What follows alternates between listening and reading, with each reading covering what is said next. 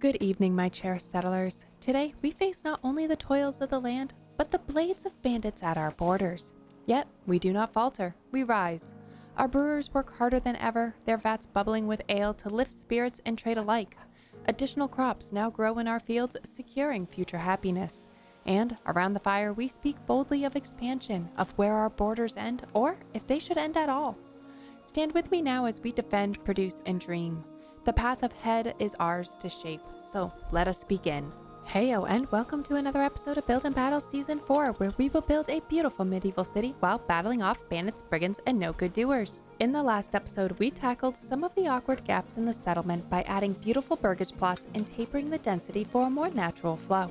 Then, we ramped up our logistics to boost trade exports, and in a bit of a spontaneous move, we dropped in 2 joiners' workshops to crank up our weapon production. So if you happen to miss that last episode, then click on the info card above, or if you're looking for a new Manor Lords series to binge watch, then check out the entire Build and Battle Season 4 playlist located in the description below. In today's episode, we're kicking things off with a spontaneous barley farm to fill in an empty patch of land. Then we'll boost our cloak production, trade for some much needed salt, and introduce sausages as a more sustainable food source for our settlement.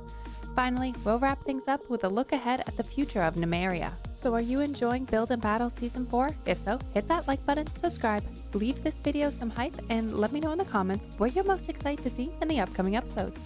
If you can't wait to see the season unfold, consider becoming a channel member for exclusive perks, emojis, and early access to the videos. Also, don't miss out on our merchandise linked in the description below. Alrighty, I'm wicked excited to start today's build, so kick back, grab your beverage of choice, and please enjoy. Okay, so right as I was about to get going with some building today, we got a band of raiders coming in.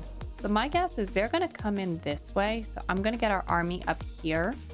Actually, now that I think about it, I think this is actually the first time we're using our militia since reorganizing them a couple of episodes ago. So if they came up on this hill, I wonder if they're actually going to try and come over this bridge. Which is kind of silly of them, but somewhat beneficial for us. Because now we really get to see how well these crossbowmen will annihilate. Alright, so bandits are now on the other side of the river. Hopefully they bait over this bridge, or else we're going to be chasing them down. But given that the crossbowmen are already shooting, I think they're going to come over this bridge.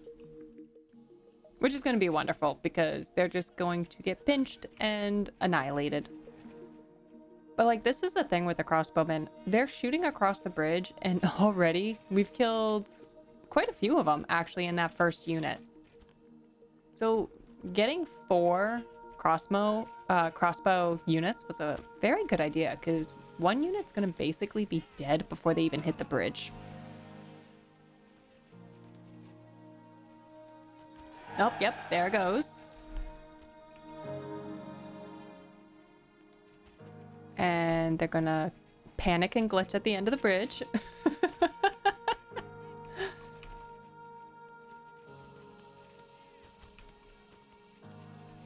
We give these bandits no mercy.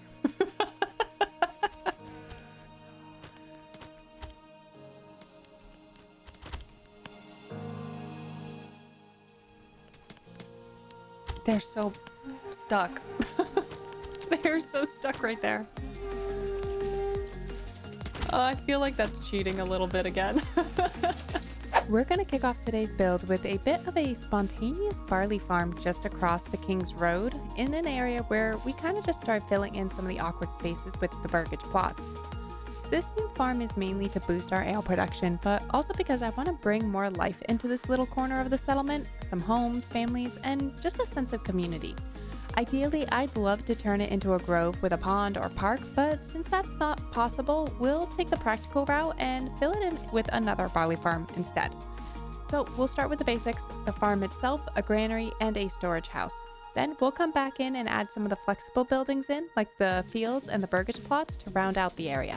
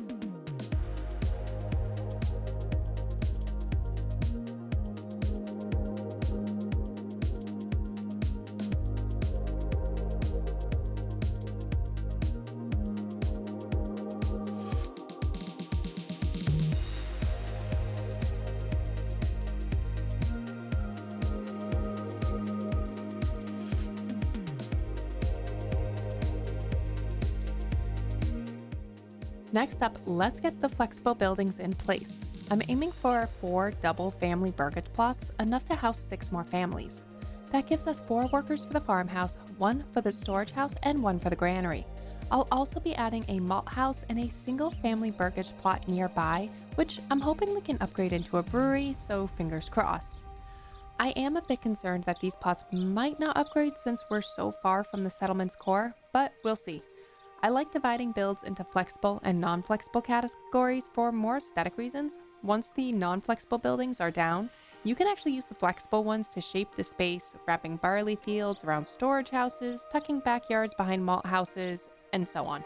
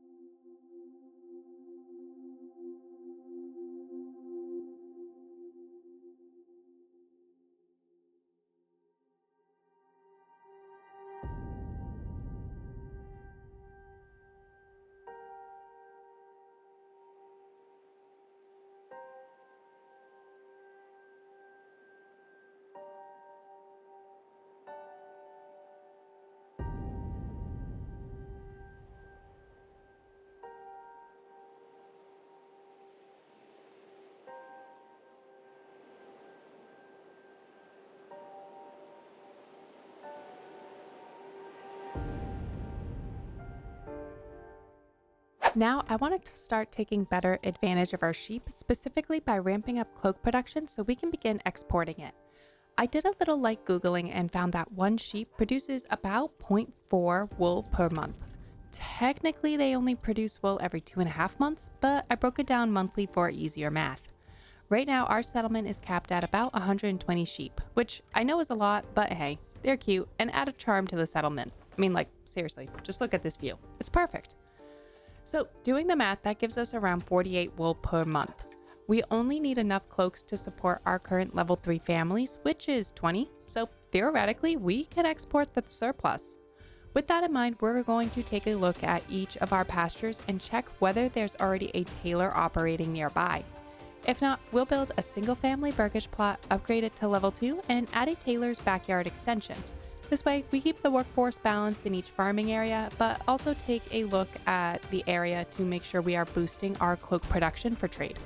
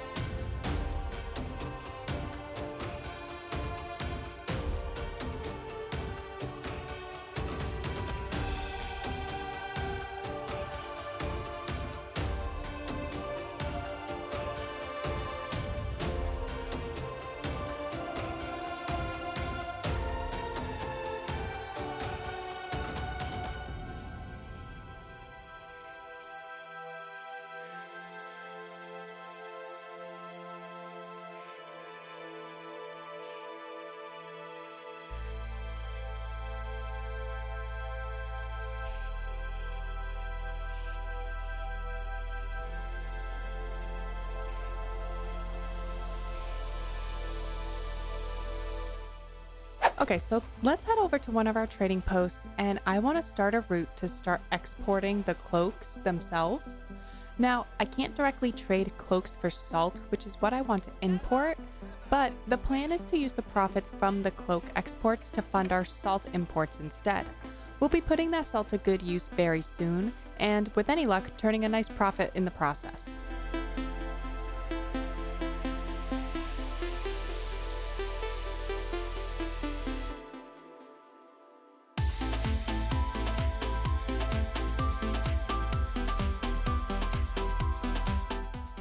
Next, I want to boost our food production a bit, specifically our meat supply, by taking advantage of something I overlooked earlier: sausages. According to Javier's guide, each unit of meat can produce 2 sausages. So if we're currently generating around 130 meat annually from our butchers and sheep, that means we could potentially produce about 260 sausages per year, essentially doubling the output from that food source. It's definitely worth testing out. The best part, we don't even need to build anything new. We'll just switch our butcher's focus from meat to sausage and see how that plays out.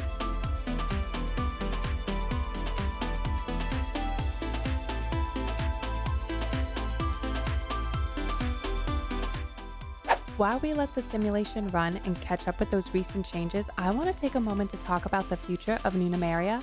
Do we want to keep expanding here on the river map, claiming new regions, building additional settlements, and setting up trade routes between them?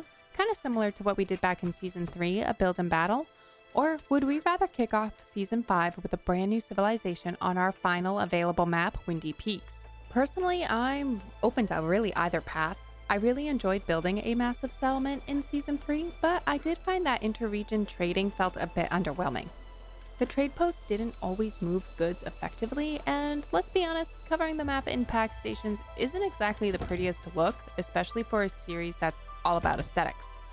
That said, switching to Windy Peaks could mean wrapping up Season 4 as more of a mini-series than actually a full season, but it could be a fresh and exciting way to explore new mechanics and scenery. But let me know your thoughts. Do you want to see us start a brand new season on a new map or keep expanding what we've already built here in New Numeria?